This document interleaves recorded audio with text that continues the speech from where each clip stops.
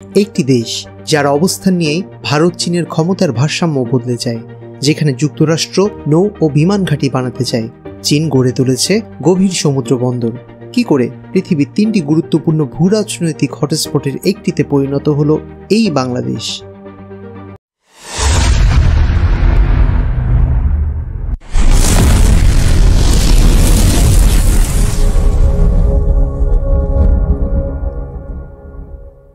বাংলাদেশের ভৌগোলিক অবস্থান শুধু তার উর্বর জমি, বাণিজ্য কিংবা নদীর জন্য গুরুত্বপূর্ণ নয়, বরং এই ছোট্ট ভূখণ্ড আজকে দাঁড়িয়ে আছে বৈষয়িক শক্তির সংঘর্ষের মাঝখানে। এই ভিডিওর পার্ট 1-এ কেন বাংলা প্রাচীনকাল থেকে বিশ্বের সেরা ভূরাজনৈতিক কেন্দ্রবিন্দু ছিল তার ইতিহাস আলোচনা করেছি।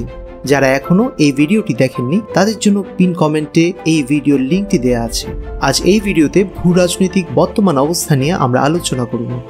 ভারত ও চীনের শক্তির লড়াই বাংলাদেশ এক গুরুত্বপূর্ণ ব্যালেন্সিং ফ্যাক্টরের নাম।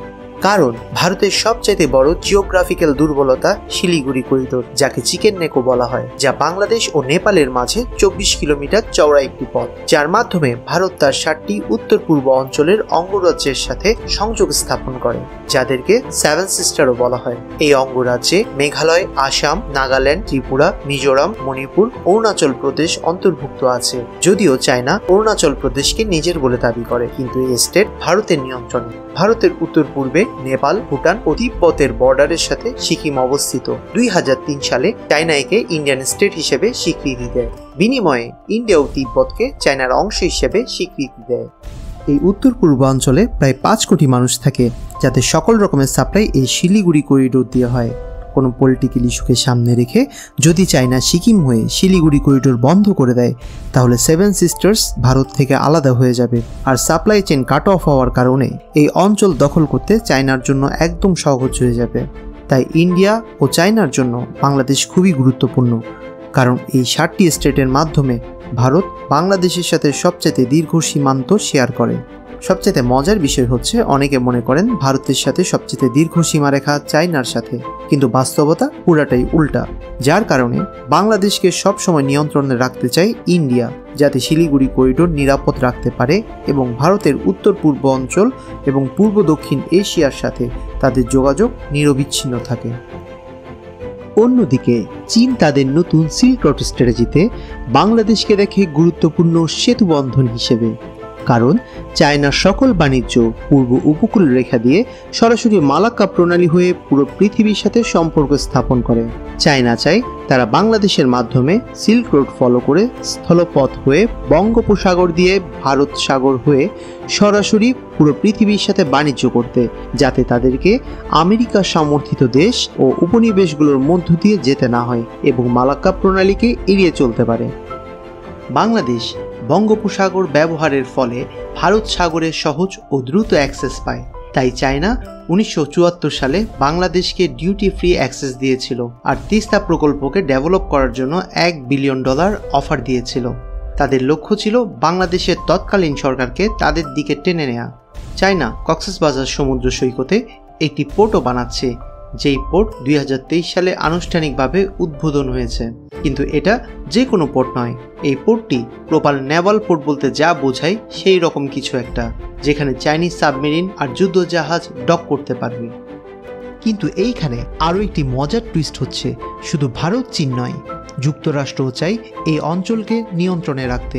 শোনা যায় সেন্ট মার্টিন দ্বীপকে ঘিরে আমেরিকার বিমান ও নৌঘাঁটি বানানোর স্বপ্ন ছিল, যদিও তা বাস্তবায়ন হয়নি। কক্সবাজারের টেকনাফ থেকে 9 কিলোমিটার দূরে বঙ্গোপসাগরের 3 বর্গ কিলোমিটার আয়তনের 7 কিলোমিটার দৈর্ঘ্যের একটি দ্বীপ আছে, যা সেন্ট মার্টিন নামে সুপরিচিত, যা বাংলাদেশের নিয়ন্ত্রণে। কিন্তু 2012 সালের আগে এই দ্বীপকে মিয়ানমারও নিজের বলে দাবি করত। তবে international tribunal for the law of the sea এই দ্বীপকে বাংলাদেশের বলে ঘোষণা করে।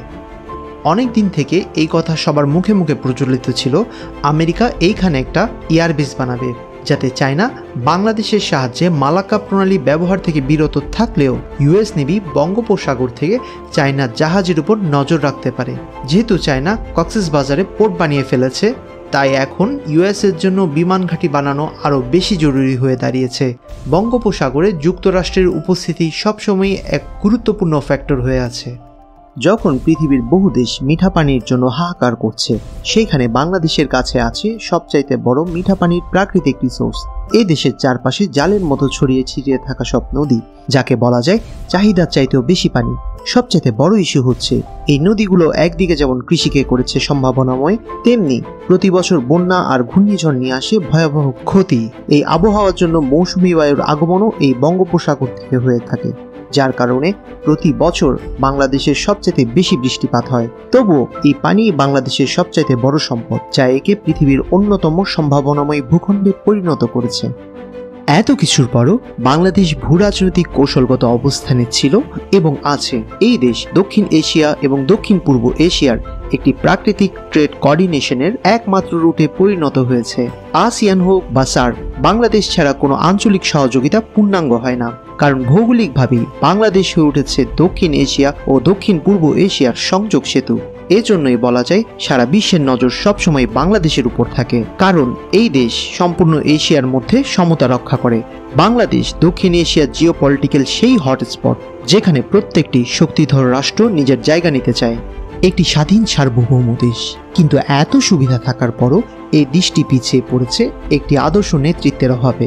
একটি প্রপার লিডারশিপই এই দেশকে বানাতে পারে এশিয়ার ক্ষুদ্র কিন্তু গুরুত্বপূর্ণ একটি পরাশক্তিতে। যদি আমার ভিডিও ভালো লেগে থাকে তাহলে অবশ্যই একটি লাইক এবং কমেন্টে আপনার মতামত জানাতে ভুলবেন না কিন্তু। আর এমনই সব তথ্য পেতে সাবস্ক্রাইব করে আমাদের সাথেই থাকুন এবং দ্রুত নোটিফিকেশন পেতে বেল বাটনটি বাজিয়ে দিন।